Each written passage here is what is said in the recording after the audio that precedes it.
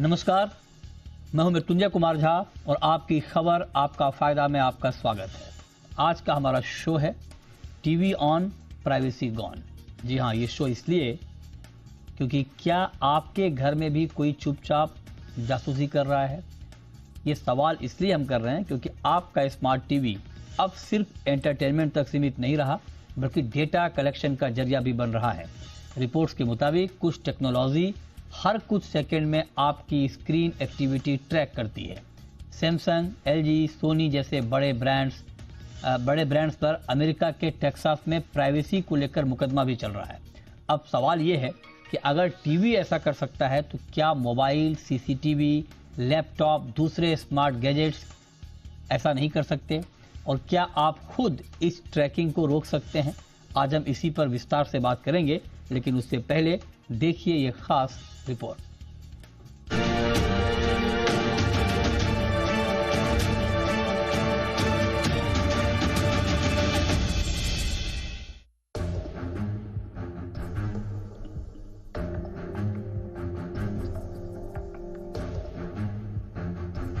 क्या आपके घर में भी कोई चुपचाप आपको देख रहा है?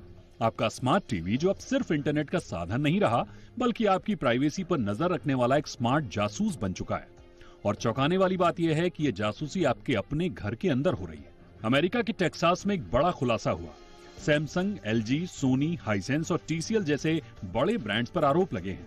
आरोप है कि इनके स्मार्ट टीवी हर 500 मिली सेकेंड यानी हर आधे सेकंड में स्क्रीन पर चल रही गतिविधि को ट्रैक कर रहे थे। ये निगरानी ऑटोमेटेड कंटेंट रिकॉग्निशन यानी एसीआर टेक्नोलॉजी के जरिए की जा रही थी। एसीआर सिर्फ केबल टीवी या नेटफ्लिक्स, यूट्यूब तक सीमित नहीं है। लैपटॉप, गेम कंसोल और सीसीटीवी की फीड भी इसकी पकड़ में आ जाती है। एचडीएमआई से जुड़ी आपकी निजी तस्वीरें और वीडियो भी इससे नहीं बचते। मतलब टीवी स्क्रीन पर जो कुछ भी चला उसका डेटा रिकॉर्ड हुआ। टेक्सास के अटॉर्नी जनरल केन पैक्सटन ने 15 दिसंबर 2025 को इन कंपनियों के खिलाफ मुकदमा दायर किया। 17 दिसंबर को हाइसेंस पर टेम्परेरी रेस्ट्रेनिंग ऑर्डर जारी किया गया। जनवरी 2026 में सैमसंग पर भी टीआरओ लगा। इसके बाद मार्च 2026 में सैमसंग ने टेक्सास सरकार से समझौता किया। अब यूजर की साफ सहमति के बिना एसीआर ट्रैकिंग नहीं की जा सकेगी। मामला यहीं पर खत्म नहीं हुआ। 9 जनवरी 2026 को न्यूयॉर्क की फेडरल कोर्ट में सैमसंग के खिलाफ क्लास एक्शन मुकदमा दर्ज किया गया। आरोप वही रहे, यूजर्स की जानकारी के बिना डेटा इकट्ठा किया गया और उसे थर्ड पार्टी कंपनियों को बेचा गया। टॉप क्लास एक्शंस की रिपोर्ट बताती है कि अमेरिका के कई राज्यों में इसे गैर कानूनी तरीका माना जाता है। अब सवाल उठता है कि क्या सिर्फ टीवी ही ऐसा करता है? जवाब है नहीं। एनवाईटी वायरकटर की जून 2025 की रिपोर्ट के अनुसार स्मार्ट सीसीटीवी और कैमरे मोबाइल और लैपटॉप के मुकाबले 50% ज्यादा डेटा इकट्ठा करते हैं।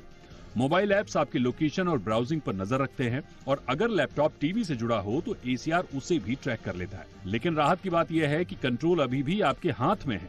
एसीआर बंद करने से ट्रैकिंग काफी कम हो जाती है। हालांकि इसे पूरी तरह रोकना मुश्किल है।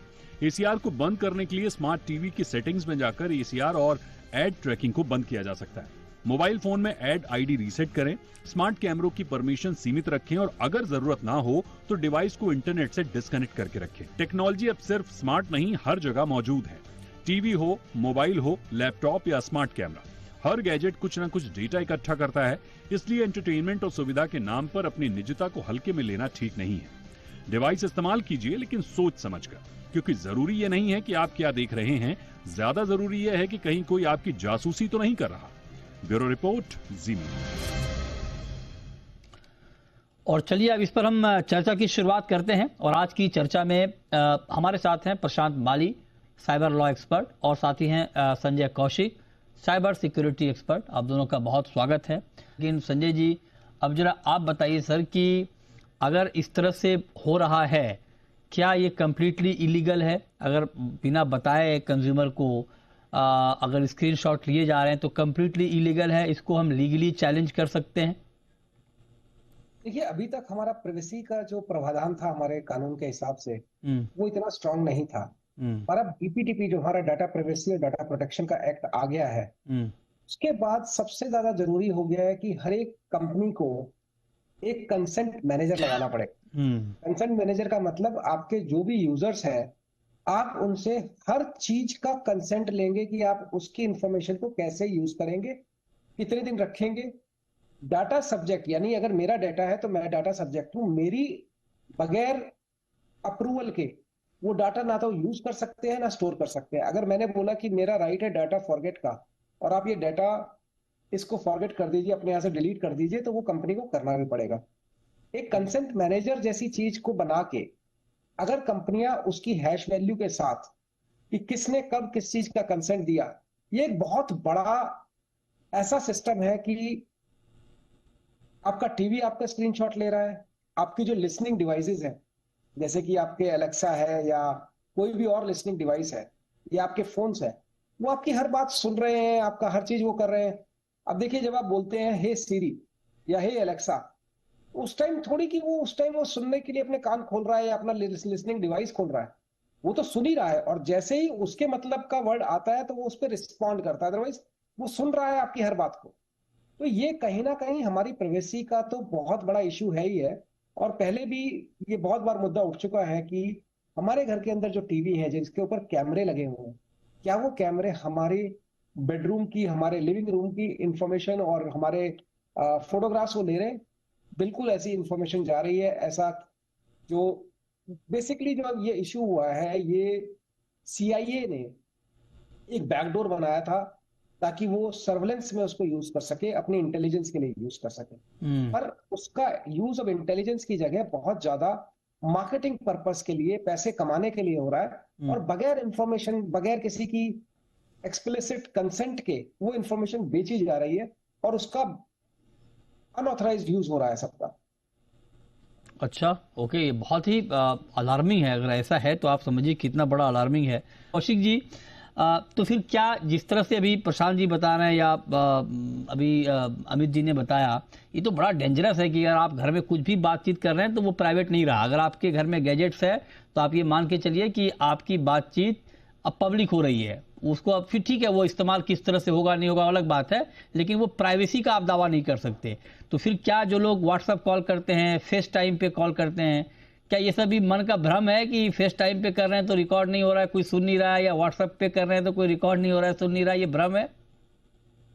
देखिए, जब आप फेस टाइम की बात करते हैं या व्हाट्सएप की बात करते हैं तो वो एक दावा करते हैं वो एंड टू एंड इनक्रिप्टेड है। एंड टू एंड तो इनक्रिप्टेड है, लेकिन कहीं तो डिक्रिप्ट हो रहा है वो। और डिक्रिप्शन टूल, डिक्रिप्शन की किसके पास है? वो तो उन्हीं कंपनी के पास है जो उसको इनक्रिप्ट कर रही है। जो डिक्रिप्ट कर रही है और की भी उसी के पास है, तो वो तो सब कुछ सुन ही सकते हैं। तो उसमें कहीं भी ऐसा कुछ नहीं है कि ये बेसिकली एक प्राइवेसी ऐसी दे दी गई है, और ये लोग अपने आप को मार्केट करते हैं, चाहे वो फेस टाइम के लिए करते हैं या व्हाट्सएप के लिए करते हैं, कि हम बिल्कुल हर चीज आपकी प्राइवेसी में है। क्योंकि ये लोग लॉ इन्फोर्समेंट को नहीं देते। हमने बहुत सारे केसेस ऐसे देखे हैं कि लॉ इन्फोर्समेंट जब इनके पास जाती है, इन कंपनीज के पास जाती है, और किसी भी केस पे, कितना ही सेंसिटिव केस क्यों ना हो, ये लोग देने में आनाकानी करते हैं। बहुत बार ऐसा हुआ है कि हम लोगों को लॉ इन्फोर्समेंट के साथ साथ कोर्ट के ऑर्डर लेके जाना पड़ता है, और कोर्ट के ऑर्डर के बावजूद वो लोग कहीं ना कहीं इस चीज को देने में आनाकानी करते हैं। फिर बड़ी मुश्किल से जाके ये चीजें हमें मिलती है। लेकिन जब आप इसको देखेंगे कि क्या सिर्फ आपका फोन ही है, क्या सिर्फ व्हाट्सएप है? अभी आप ही के चैनल पे हमने पिछली बार एक वो किया था, ऐसा है आपका शो था जिसमें हमने कैमरे के ऊपर बात की। जी जी। चाइनीज कैमरे जब बैन हुए हैं, तो चाइनीज कैमरों में बैकडोर था, तो आपके अगर घर में कैमरे लगे हुए हैं तो वो तो देख भी रहे हैं, सुन नहीं रहे, वो सब कुछ देख भी रहे हैं, रिकॉर्ड भी हो रहा है, और वो जितना रिकॉर्ड हो रहा है वो सारा का सारा बैकडोर से कहीं किसी विदेश के अंदर, किसी ऐसे देश के अंदर जो कि हमारे साथ, जिसके संबंध अच्छे नहीं है, या जो हमारे साथ वॉर वाली सिचुएशन में जा सकता है, हमारा सारा डेटा वहां जा रहा है। तो आपकी क्या हैबिट्स हैं, आप क्या करते हैं? आपको याद होगा कुछ साल पहले गवर्नमेंट ने एक ऑर्डर निकाला था कि पर्टिकुलर चाइनीज मेड के फोन जितने भी होंगे वो लॉ इन्फोर्समेंट के पास, आर्मी के पास, नेवी के पास, इनमें से किसी के पास भी कोई यूज नहीं करेगा।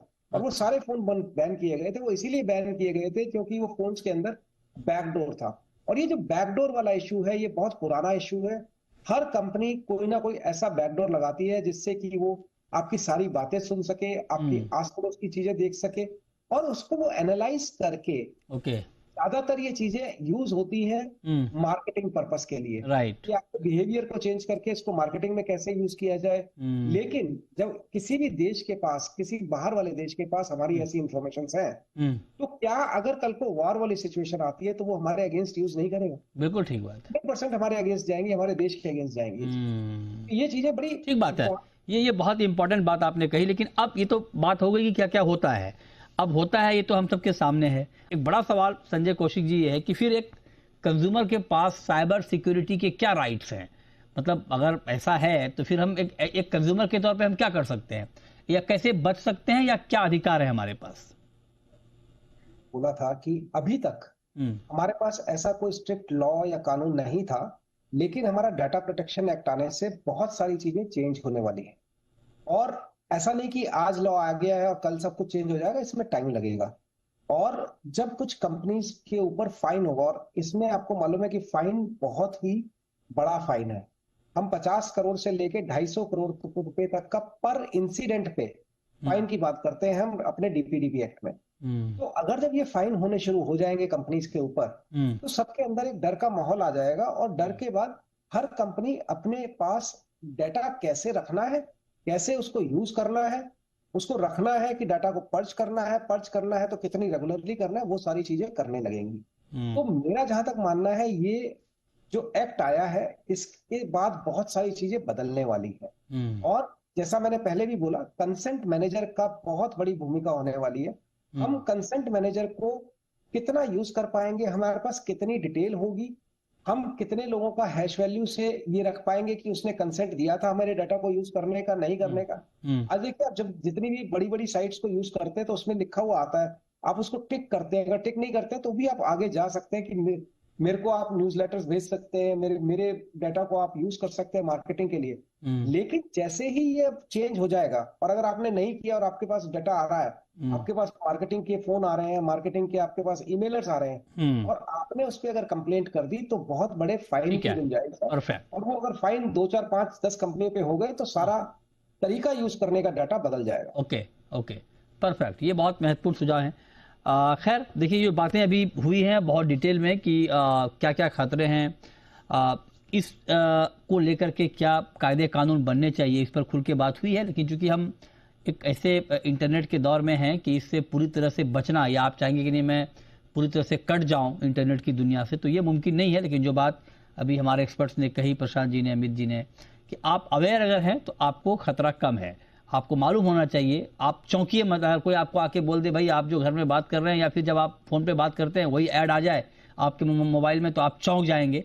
चौंकिए मत, या आप मान के चलिए कि प्राइवेसी नहीं है, तो फिर आपका रिएक्शन थोड़ा नॉर्मल होगा। और बाकी जो कायदे कानून की बात हो रही है वो हो जाए तो हमारी आपकी सिक्योरिटी थोड़ी बढ़ जाएगी। तो बहुत शुक्रिया अमित जी आपका, प्रशांत जी आपका, और कौशिक जी आपका आज की इस खास चर्चा में हमारे साथ जुड़ने के लिए। छोटा सा ब्रेक के बाद भी खबरें जारी हैं। नमस्कार।